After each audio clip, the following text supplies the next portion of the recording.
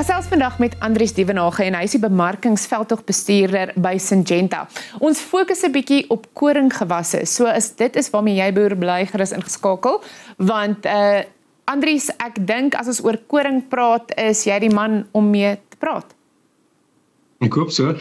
Ek is seker daarvan. Welkom hier by Grootplaas. Dankie, is lekker om julle te wees.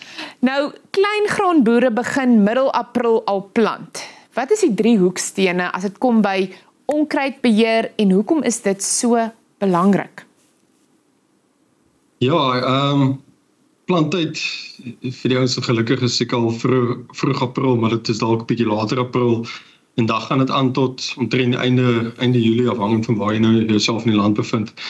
Maar ja, onkruidbeheer daarin saaks baie belangrik, want die onkruide kompeteer met die plante vir voedingsstowwe en vog, en kan nogals aansienlike negatiewe impak hê op die graanopbrengs. En ja, vir die beheer van die onkruide is dit basies 3 hoekstene, soos jy gesê het. Dis bewerkingspraktyke, dis chemiese onkruidbeheer en die korrekte toedelingspraktyke. En ek dink as jy daai 3 faktore goed saamspan, dan word dit die optimum uit jou onkruidprogram te kry. Vertel vir my 'n bietjie van die konsep van diep bewerking. Wat is hierdie strategie, maar ook hoe doen mense dit prakties? Ja, so diep bewerking, daar's verskeie maniere van dit doen. Ek dink die mees algemene diep bewerking is seker nou met 'n skeerploeg of 'n rip, soos wat die ouens meer algemeen praat. En dit word gedoen om basies grondkompaksie te oorkom en bietjie beter wortelontwikkeling na vore te bring.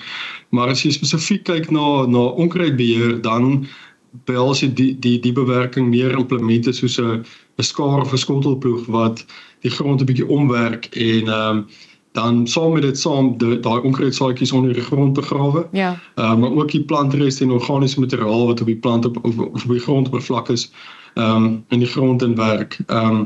So ja, die bewerking het baie voordele. En afhangend van waar jy jouself in die land bevind of wat se grond jy mee werk, is dit soms heeltemal noodsaaklik, maar dit het ook nadele. Soos versteuring van die grondstruktuur en verlies aan grondvog en dalk oor tyd verlies aan grondkoolstof. En dit is ook 'n bietjie duurder omdat dit 'n meer intensiewe bewerking is wat gebruik dis meer brandstofintensief. Maar ja, afhangend van waar jy in die land bevind, is dit dalk 'n praktyk wat jy moet volg, veral as jy sandgrond het wat redelik kompakteer. En dan sou my voorstel wees om dit net miskien op 'n bietjie meer 'n strategiese aanslag aan te pak en nie noodwendig so gereeld te doen nie en dalk ook 'n bietjie meer tyd te laat tussen jou bewerking en planttyd sodat die grond kan stabiliseer en weer 'n bietjie grondvog opbou. Nou, ek dink dit is belangrik om net bietjie 'n oomblik hier te vat. Jy praat van 'n strategie, mens vir boere wat die bewerking toepas in hulle boerdery. Ons praat van jy moet 'n strategie, jy moet dit nie te gereeld doen nie. Kan jy vir ons bietjie meer uitbrei, wat sal 'n goeie strategie wees as jy nou moet kan sê met die kennis wat jy het?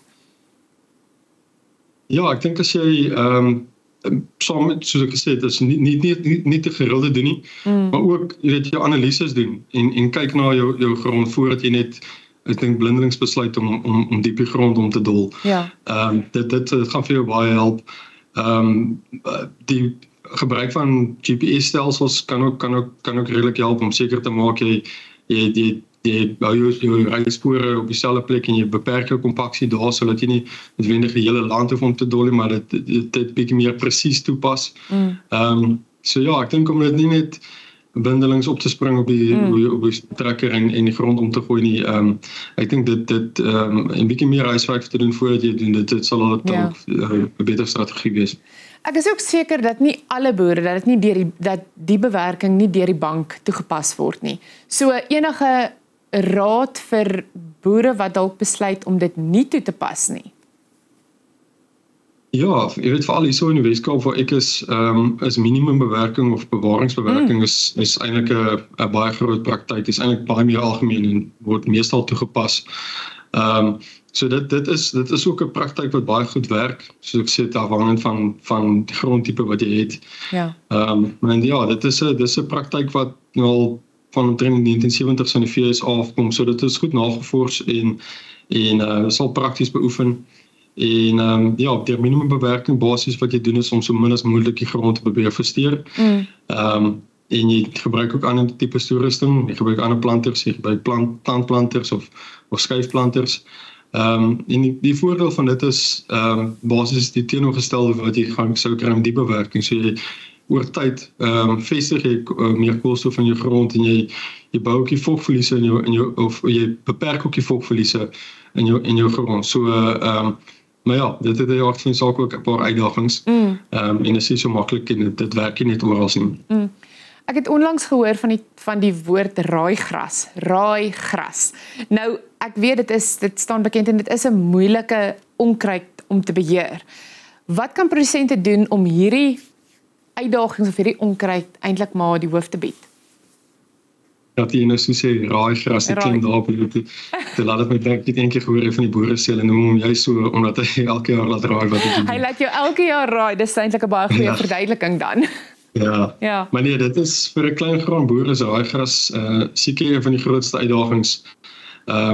En ek dink die eerste rede hiervoor is dat dit 'n grastipe onkruid is, soos wat sy naam ook sê, wat jy basies vind in 'n grastipe gewas. Ja. So dit maak die beskikbare onkruiddoders vir jou soveel minder, want jy moet 'n onkruiddoder vind wat die grastipe onkruid gaan beheer, maar nie die grastipe gewas nie. So dis die eerste uitdaging van raaigras.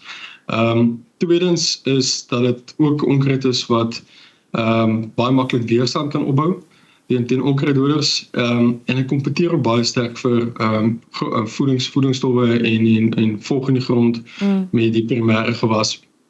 En as jy hom onbeheer toelaat en hom nie onder beheer kry nie, dan kan hy nogal aansienlike effekte hê op jou opbrengs. Ja. So ja, daar's 'n paar maniere om dit te beheer en in my opinie is strategiese langtermynbeplanning is die beste oplossing en om goed soos gewasrotasie in te bring.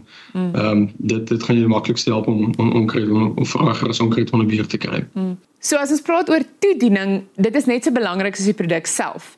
Wat is die beste manier wat boere kan doen en dit kan benader om die meeste uit hul toediening te kry? Ja, jy is 100% reg. Die effektiwiteit van 'n onkruiddoder en eintlik maar alle gewasbeskermingsprodukte, saamdoders en insekdoders ook so, is nie net afhanklik van die produk self nie, maar ook baie van hoe dit toegedien word. Daar word geskat dat omtrent 50% van die effektiwiteit van 'n onkruiddoder afkomstig is van die faktore rondom toediening, die goed soos wind, temperatuur, humiditeit.